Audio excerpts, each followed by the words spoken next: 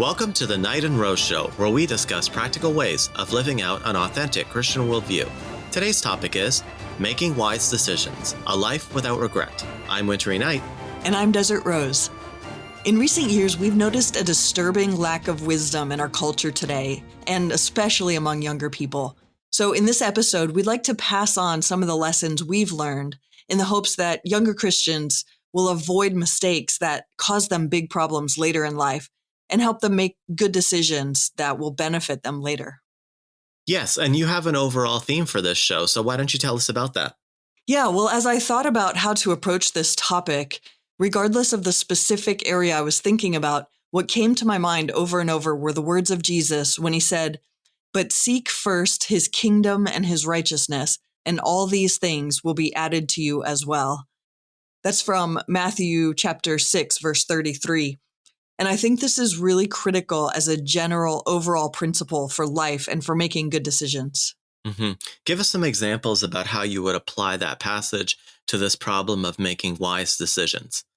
Well, if we concern ourselves with the things that God cares about, Jesus is saying here then God will make sure that our needs are met. He's not saying our desires will be met, but he's saying, that we need to care about what God cares about first and foremost, and not get worried, obsessed about the rest. So God created the universe, and he knows best how to live within it. He has all knowledge and all wisdom. We have finite knowledge and very little wisdom, in some cases, no wisdom. And so, as a general rule, things go better when we prioritize God's priorities. Again, that doesn't mean that things will always go our way, that we'll always be liked, or that we will never suffer. In fact, Jesus guaranteed persecution in this life for those who follow hard after him. But even in our suffering, God is working for our good and his glory. And again, our good has a lot more to do with our character and our relationship with God than it has to do with comfort and temporary happiness. Right. So God's not really promising kind of prosperity gospel stuff. He's promising the ability to kind of step in and act like Jesus, and that this stepping in and acting like Christ and following in his footsteps as much as you can, that is going to be beneficial for kingdom purposes. And so what do you get out of it? You get the experience of being like your leader, being like your hero. And you also get the benefit of seeing that experience give glory to God. That's the goal of doing this. It's not going to be comfort, ease, and lots of shiny stuff. Right. So with respect to seeking God's kingdom, I think it's important for us to set expectations about what that looks like. So when I look through the Bible, I kind of see three common things that seem to pop up whenever the topic of the kingdom of God comes up. So the first thing I see is that Christians always have to respect the moral law of God in their decision making. The second thing is I see Jesus and even his disciples using evidence, like the evidence of miracles or prophecy, whenever they're persuading others about the truth of the Christian worldview. And then the third thing I see is that, and this is everywhere, is that experiencing disapproval from non-Christians is a core part of the Christian life. Right. What do you make of that? Yeah, well, I've been reading the Gospel of John lately, and I've been noticing each of those three things that you just mentioned in Jesus' life. He had excellent moral character, like, for example, when he was kind to the woman at the well who had been rejected by everybody else. He also liked to supply evidence whenever he made claims, like when he healed the crippled man to show him who he was. And a lot of people did not like Jesus because of his teachings. At times, they even picked up stones to kill him, and they sought strategically to kill him when they weren't able to just publicly stone him to death. Yeah, it seems like this obeying the moral law and using evidence to substantiate claims about the kingdom of God, it seems like it is going to result in some kickback, some pushback from people who don't want to become Christians, who don't want God to be real. So I thought of an example of this. One of the people who had a big influence on me is a guy named William Dembski. Some people may have heard of him. He's Mm-hmm. considered the father of intelligent design. He has a couple of PhDs related to his intelligent design work, and he wrote the first book about intelligent design and actually published it with Cambridge University Press. As part of his career, he ended up going to Baylor to start this center called the Michael Polanyi Center, which was meant to research and study and encourage debate of intelligent design. So as part of that project, he organized a conference at the center, and he brought in lots of brilliant scholars across the ideological spectrum, people who agreed with him, people who didn't agree with him. He even got a couple of Nobel Prize winners to come out. One of whom I understand, Brian Josephson, has apparently endorsed intelligent design now. Wow. Okay. So that conference was amazing. I was actually there in person and attended it and met a lot of the people, just as a member of the audience. It seemed really great to me at the time, but afterwards he got attacked from all sides. He got attacked by atheists who were saying, don't bring design into science. And he got attacked by Christians at Baylor who were also saying, don't bring design into science. And he ended up Wow. getting ejected as the director of that center, and the university actually shut it down. Wow. Wow. Yeah. He's such a great example of seeking first the kingdom of God. And as you pointed out, even when it comes at great personal cost. So basically, we want to look at different areas where we can be wise about our decision making so that we are seeking the kingdom of God. And the first area that I thought of was the area of friendships and peer pressure. So have you got any thoughts about how to be wise in the area of friendship and peer pressure? Definitely. Yes. This is a huge problem that I see among young people that leads them into really poor decision making is when they allow peers or entertainers, social media, or other bad influences to inform their decision. Mm-hmm. I'd really love to encourage young people to consider the larger perspective of your life. Middle school and high school are very, very brief. They're going to be over before you know it. And so many young people act dumb and make terrible decisions that they think, are probably harmless at the time, but which really do a great deal of harm to their character. And they end up noticing it much later on. So, it's important to play the long game of life, prepare to be a useful, virtuous adult, even if it means being unpopular for a few years in school. Who cares? Most of the people who are popular in school are not going to be people who end up being people you want to be like. So I would encourage young people, find a few good mentors. If you can't find good mentors in person, then find them in books. Look for excellent authors. And really, I would say both is ideal, authors and in person. Yeah. So when I was growing up, I think I've said this before in other episodes, I didn't really seem to have a lot of influence from my parents or my family. We didn't have a lot of people coming through our house who had a lot of different skills. We didn't have like lawyers and economists and accountants and people who had a lot of different skills to kind of show me what I should be thinking about. So what I ended up doing is I just ended up reading a whole bunch of classics. So I really liked classical literature when I was young, trying to pull out the wisdom from Shakespeare and classics, and even books with like bad main characters like Anna Karenina are useful for you to learn what not to do.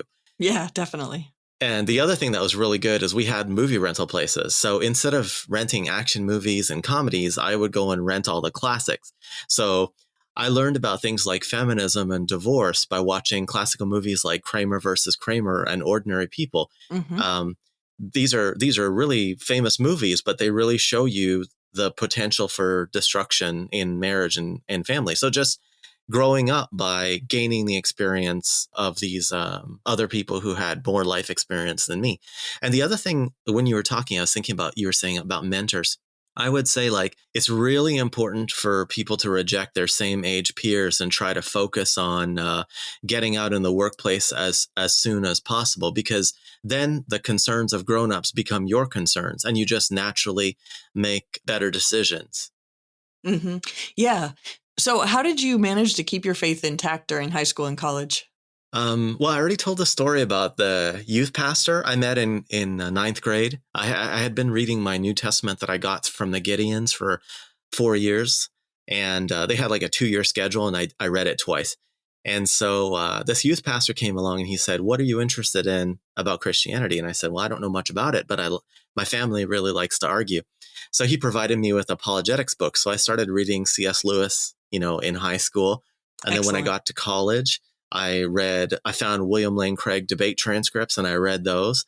I started ordering his lectures and debates on audio cassette.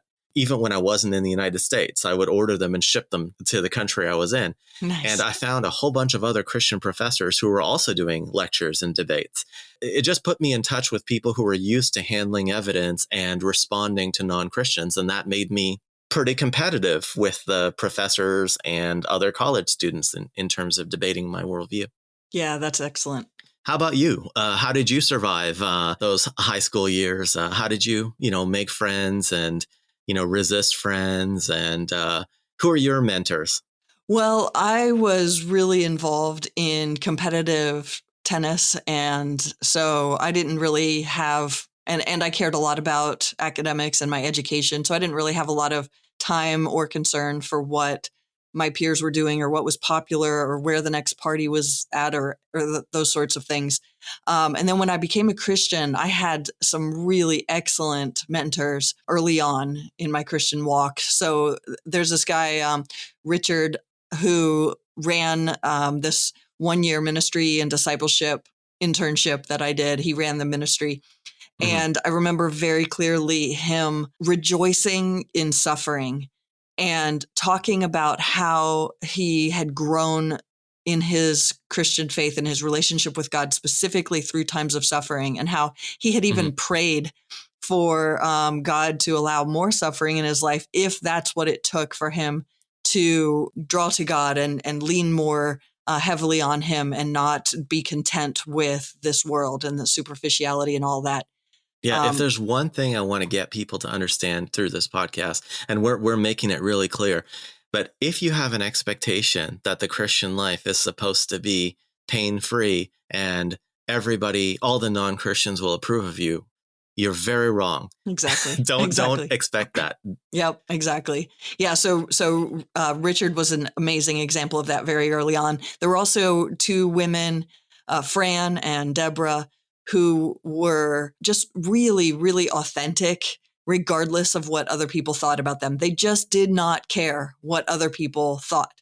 And so they would share honestly about what they were struggling with, what was hard for them, where they had failed, and what they wanted to be like, who they wanted to be like, and what was hard about the Christian life for them. They just didn't put up any pretenses. And I remember just being really impressed and drawn to that and seeing that early on, that is a critical part of the Christian life, and especially Definitely. not caring what people think. Yeah. So there was this other young woman named Mary, and I remember her coming up to me one time and asking for my forgiveness because she thought she had said something that was really inappropriate to me that may have been hurtful. And I just remember thinking, who does that? Who are these people? And I noticed that from some of the other young women I worked with and concluding, wow, okay, that's something Christians do. So I guess that's something I need to pay attention to and do. Yeah. Talk about relationship skills. You look at some of these crazy people on the Libs of TikTok Twitter channel, the ranting, purple haired lunatics with tattoos. And you think, who's going to marry you?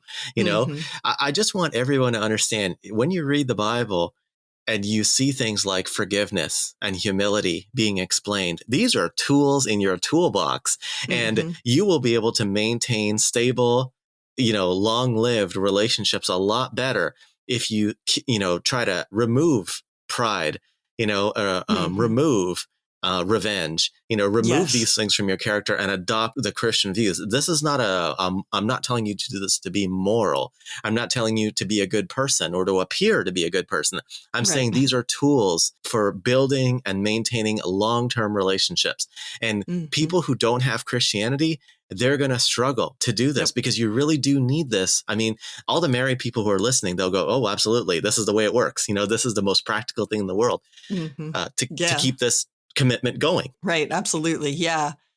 And I also was fortunate to be introduced to some amazing authors early on as well. Nancy Pearcey and Wayne Grudem both had a huge influence in my life early on and encouraged me to develop a comprehensive Christian worldview. And they both really drove home the point over and over in their writings that Christianity is not praying a prayer or getting some sort of get out of hell for free card. It is a full worldview that should inform and impact every single area of your life. And then Lee Strobel and Craig Blomberg were really huge in encouraging me to utilize evidence when sharing the truth. And Thomas Sowell, we've talked about, and Jay Richards were mentors to me in the area of economics, even though I didn't know either of them personally. Yeah, after apologetics, I always encourage Christians to learn about economics. Definitely Tom Sowell and Jay Richards. Basically, you're young. You don't know how the world works. You don't know what you're supposed to be setting out to do. You don't know how to, make plans and achieve them. It's a very good advice to listen to people who are saying read books. You should read a couple of books by Christian scholars on abortion. Couple of books by Christian scholars or even good secular scholars like Tom Sowell on divorce, economics, education, energy policy, foreign policy. Right now, I'm reading a book called Checkmate in Berlin, which is about the beginnings of the Cold War in Berlin and the Berlin airlift, just military history, any kind of history. You need to get smart fast. Yeah. And for very young people, the Tuttle twins have been putting out some excellent resources in economics and history as well. Yeah, definitely. You're not going to find the wisdom on the bottom shelf. You're not going to find it on TV, Right. You're going to have to go and dig it out for yourself. And arriving at the right books quickly is going to allow you to maximize your ability to reach your goals, to make decisions that get there. Right. So that's good. You mentioned education. So what should we think about, school and learning, and how does that play into making wise decisions? Well, that's absolutely critical for gaining wisdom. It's really important for young people to study hard, to read a lot of excellent books, and not just young people, but everybody needs to commit to being lifelong learners and always be reading excellent books in the areas that we've talked about, apologetics, economics, policy, military history, the classics, Shakespeare. I would encourage people as well to forfeit empty activities like drinking and entertainment and popularity. Do something productive with your time. Make the most of every day to learn and to improve your character. Prepare to be a productive member of society. And then when it comes to education, I'd also say choose an area of study that prepares you to solve problems and to produce value. Choose something that you can study to do with your life without compromising your Christian principles. So you mentioned in a previous episode that you had concluded, for example, that you couldn't be a good lawyer without having to lie regularly. And so you chose not to go into law. And I would encourage people to apply that to all the different areas they're considering in what to study. Have someone who works in the field help you choose your courses, especially when you're in college or university. And, while we're on this topic of education, I really want to say to the young people out there, you are almost certainly not going to be a professional athlete or a famous artist or an entertainer. Most people shouldn't even pursue that at all, but everyone needs to have a backup plan because no matter how talented you are, no matter how hard of a worker you are, very, very few people make it. You never know when you're going to have an accident or an injury or a health issue that's gone undiagnosed, as what happened to me, or any number of things that could keep you out. So yeah, read good books. Take your education seriously. Don't count on these far-fetched dreams that are almost certainly not likely to happen. Yeah. Let me pick up on some of those things that you said. So with respect to choosing your courses, just imagine that you're studying computer science and there's a bunch of theoretical courses and a bunch of practical courses. Right. So if you talk to someone who's in the field, they're going to tell you major in the programming courses, because when you get out, you're going to be programming. So Right. that's why you kind of bring in someone who has experience and say, here's the catalog, pick out my courses. The Yep. other thing you talked about, like drinking and entertainment. Oh my goodness. The first thing I think about as someone raised in an immigrant family is, who has money for this? You need to be saving your money Yep. as much as possible. You don't establish your identity by showing off or spending money and things like that. That's just not how Christians are meant to live. Yeah, and I think that's why, it's certainly not a coincidence that now, even though you're from a poor immigrant family, that you are now well ahead of everyone else as far as financial security and job security and skills and things like that. While so many other people are, majoring in grievance studies Right. in adulthood, just as they did in college. And one quick thing about the classics, I just want to give a quick example. So like one book, like say Charles Dickens's Great Expectations, there's this romance between the main character Pip and this inaccessible, haughty, proud girl named Estella. The reason why you read the classics is because you see these situations. And then when you go out in real life, you find yourself attracted to a really good looking girl who is unavailable, not interested in commitment, and all this. And you go, oh, this is like Pip and Estella. I need to not waste my time on her. She could really hurt me. So that's what I mean when I say read the classics. Well, I was just going to say, and a lot of times the movies do not do justice to the book. So the movies are made by Hollywood. They're not trying to teach you right and wrong. You got to go to the book. The book is going to tell you, what the moral law is. And then when you are living your life and you get into a situation where you're about to make a really stupid mistake, the book comes to your rescue and says, hey, this is just like this situation. Remember how badly that worked out? Yep. Don't do it. So do you think it's important for Christians to excel in their educations, to really study hard and get good grades? And what place should we attach to good grades for wise decision making? Yeah, I do think it matters if we want to be equipped to make an evidence-based case for Christianity. And it matters if we want people to take us seriously when we make that case. And so if you look around at what's happening in the world today, not many people are taking Christian ideas seriously. Christian concepts that used to be just taken for granted and assumed that people would accept them, like chastity and natural marriage, self-sacrificial love and forgiveness, the right to life. These are not popular in our culture today. And I think that's heavily related to the fact that, even worse, Christian basics like God's existence and the resurrection of Jesus are not accepted.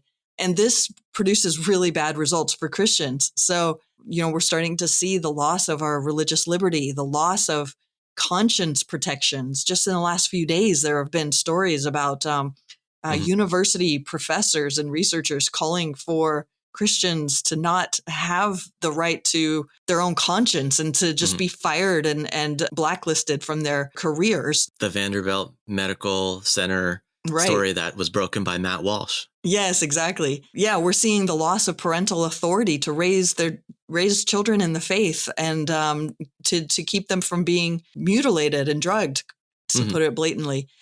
So, secular leftist elites don't see anything wrong with attacking Christians because they think that our views are based in superstition while their views are based in reason and evidence. And that's absolutely not the case. They're assuming that we've done no work to investigate what's true, that we're just kind of going with what we like or what our parents and grandparents believed and just accepting their superstitions because they don't see us as intelligent or competent people. And sadly, oftentimes that's because a lot of Christians are not well-read, well-educated, competent, serious people who have learned how to make a case for the truth or to defend it or to have skills that allow them to do anything useful to add value to society. Yeah, I think that everything you just said there is pure gold. It's really important for people to understand that. Let me just try to summarize it in a way that emphasizes application. So, number one, you need to be the best at whatever you're learning in school, for the reason that it will get you the respect of non-Christians at a time when disrespect for Christians is causing them to try to take away our rights in a million different areas. When Christians are the best at math, computers, whatever, it kind of causes the people who are watching to say, oh, well, they must know what they're talking about. And so we shouldn't be so hasty about overriding their rights with the force of law. And the second thing is, a lot of the arguments for Christianity are built off of the knowledge of things like history, philosophy, science. Yep. So when you're busy doing physics problems and they're saying, okay, let's do this calculation with the gravitational constant, let's do this calculation with the speed of light. If you are the best student in your physics class, and then you turn to non-Christians and start to try to make the argument for fine tuning, and you understand the physics, your argument, your persuasion has a lot more force. Right. So that's the second point. In order to be good at apologetics, it helps you in every way to be good at basic skills. When you're talking about the probability of life originating from non-life, you should understand probability theory. You should understand product rule, and things like that. You should understand how to run those calculations, because if you do those on a whiteboard in your office for your coworkers, it makes a huge difference from just saying, well, I think the universe is probably designed. It's just my opinion, Right.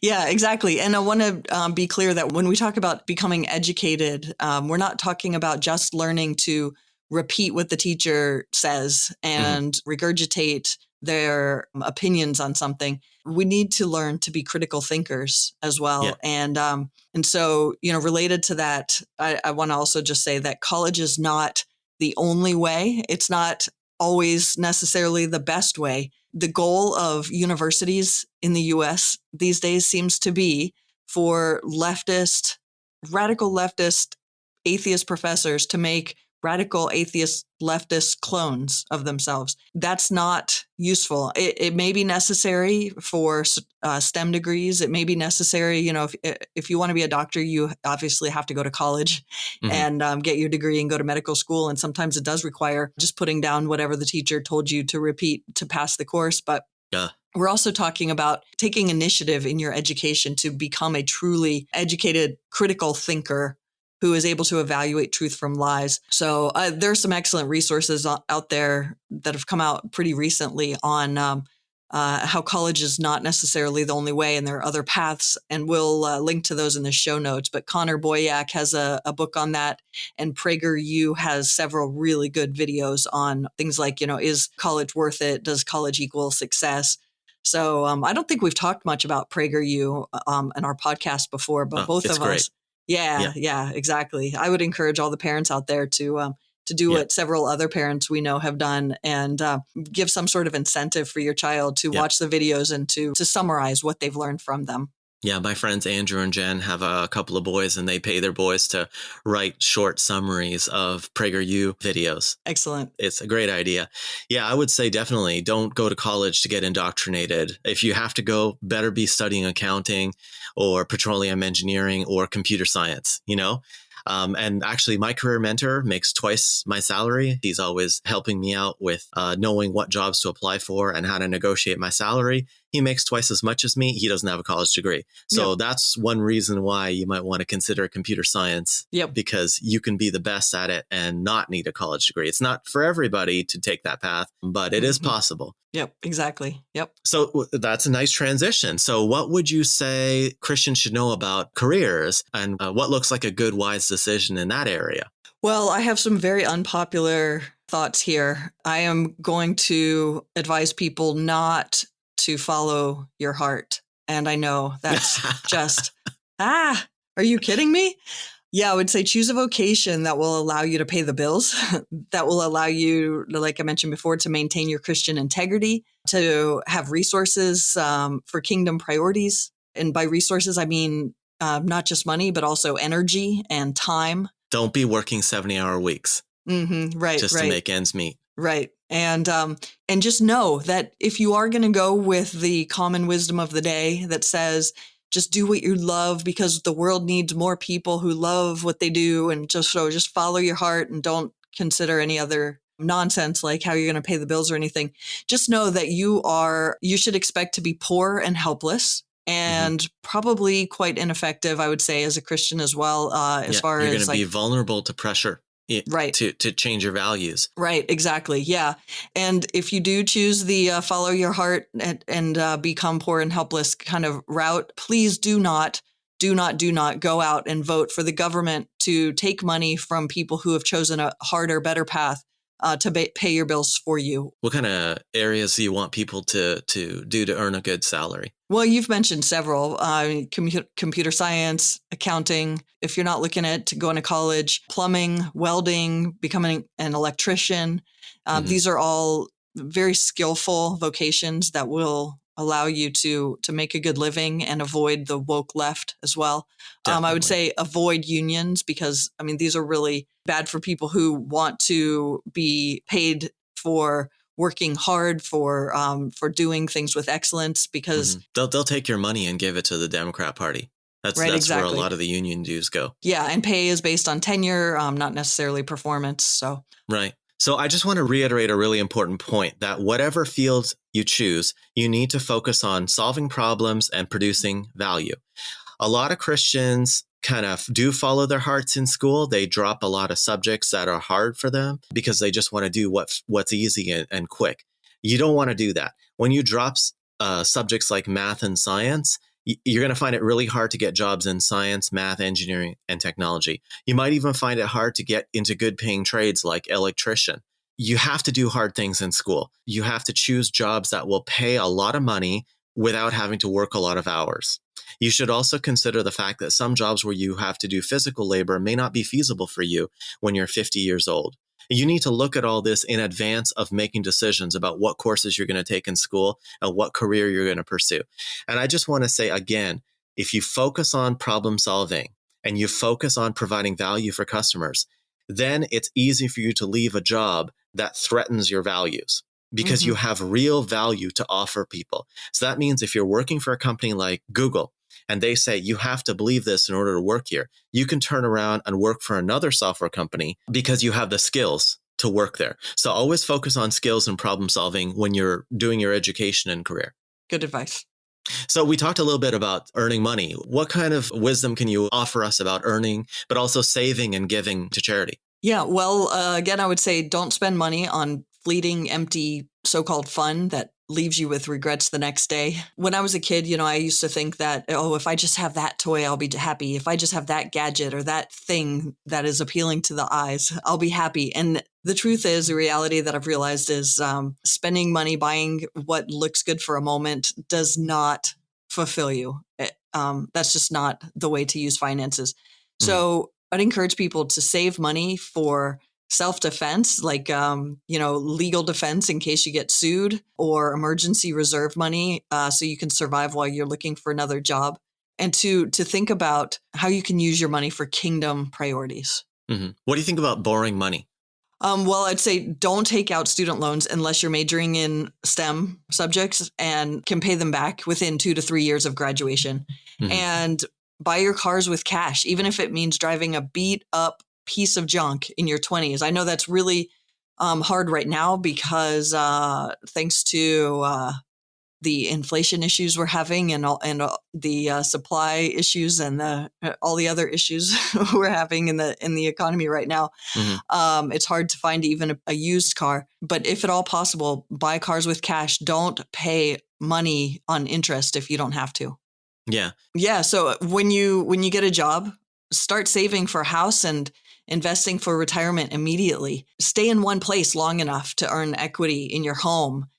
Renting is throwing away money unless it's absolutely necessary. Sometimes it's necessary. You had a situation for years where you had to rent because you didn't know. No permanent residency. So right, you never know where you're going to be. Exactly. So that was a price you had to pay in order to get your citizenship. But when at all possible, buy instead of rent and stay in one place to build up equity in your home. Put money in a matched 401k account. If your employer is doing any sort of matching with 401k, you need to put at least that amount of money that they're going to match into that. And if at all possible, max out your 401k, the allowable amount. I know that you've done that, WK, and from very early on, and from what'd you say, 22 years old? 23. Yeah, That's I was amazing. hitting that 401k cap in the Roth IRA. As soon as I figured out what a Roth IRA was, I would max it out. In the first week of January every year, I always send the full contribution for that Excellent. year. That's so excellent. Yeah. And if you don't know what a Roth IRA is, call your bank and ask them, how do I get a Roth IRA? Is it a good idea? It's a good idea. Trust me. So consider maxing out your I-Series treasury bonds. And if you have access to a health savings account, definitely put money into that as well. Mm-hmm. And most of all, pay off all your debts. Only use your credit card if you can pay the full balance every month. Do not carry a balance on a credit card. You will be in so much trouble if you start paying interest on credit cards because you're just doing the minimum payment instead of the full balance. Yeah, I think the goal is you want to definitely max out all these savings vehicles because you don't want to be dependent on other people if something goes wrong, like you get sick or you get older. Everybody's going to have to retire at some point. Yep. And you want to be looking at other people and thinking, how can I help them in their kingdom activities? You don't want to be asking other people for help. Yeah. So let me just say something about charitable giving while we're talking about finances. It's really important that we give generously and joyfully, even when it hurts. And I would encourage people not to give to humanitarian efforts that primarily make people more comfortable in their sin, but don't actually tell people the truth and the reasons for the truth.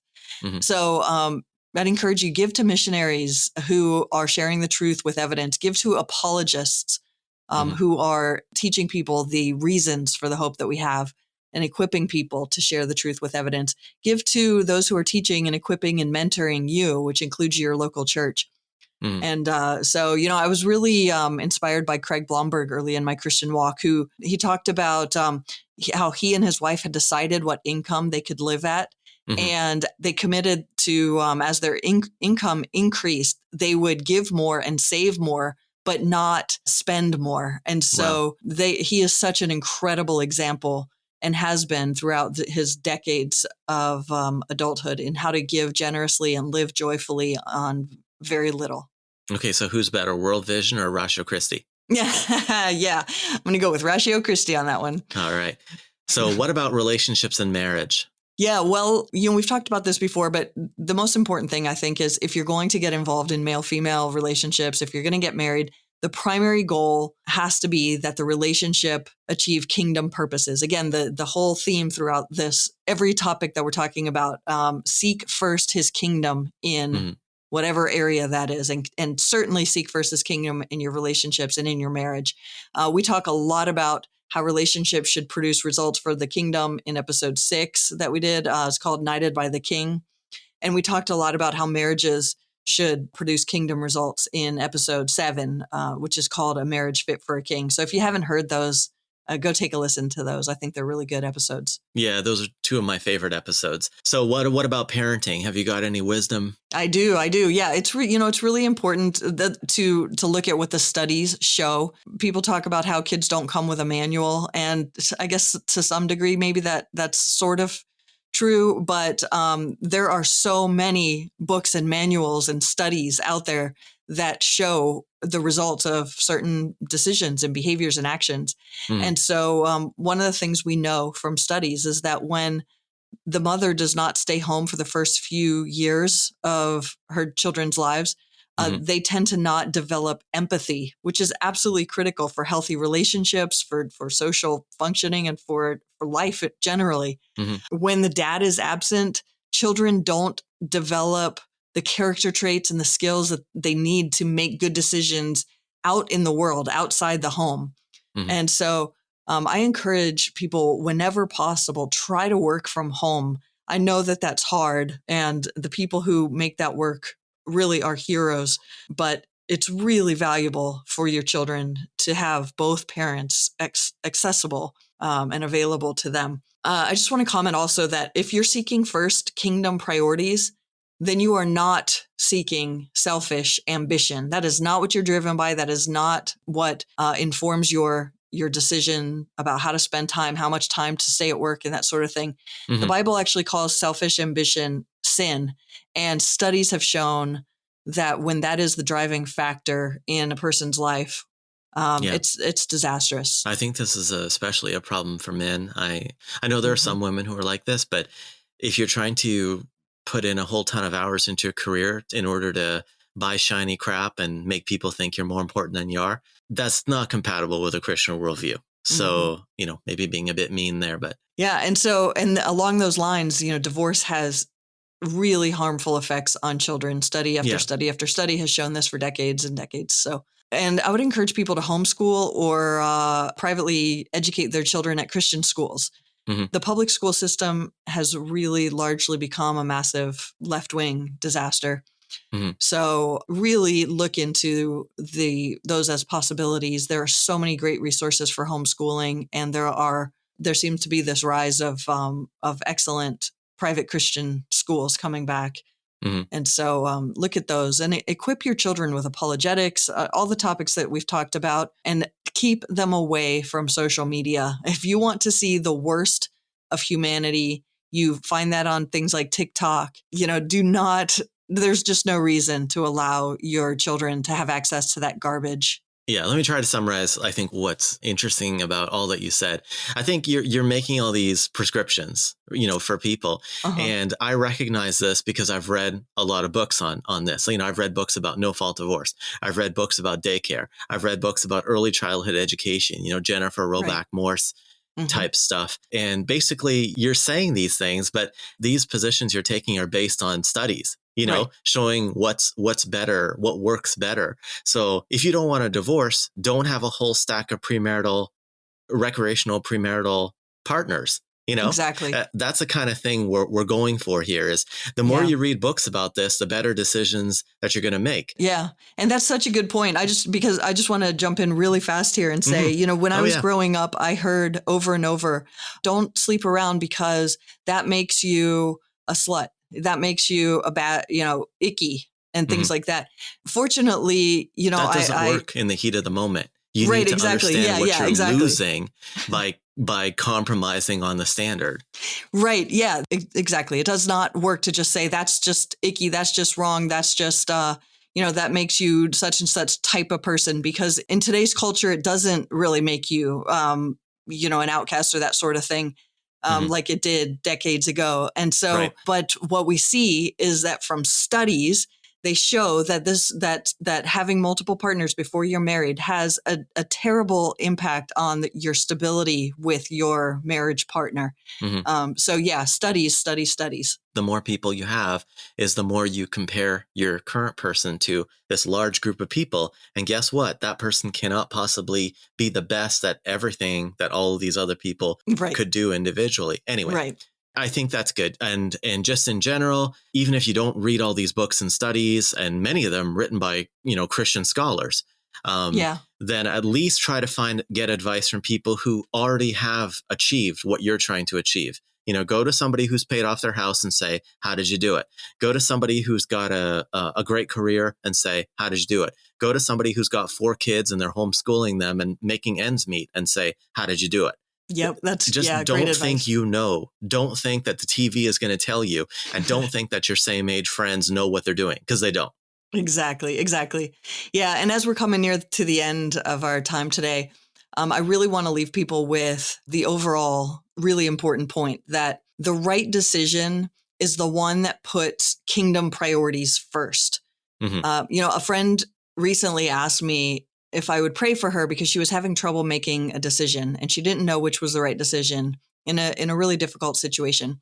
And she had been praying about it for a while and she didn't have any clarity. And so she asked that I would pray for her. And I asked her, is there one option in these options that you're considering? Is there one option that would allow you to put kingdom priorities first? Because Jesus informed us, to seek first his kingdom and not worry about all the other things.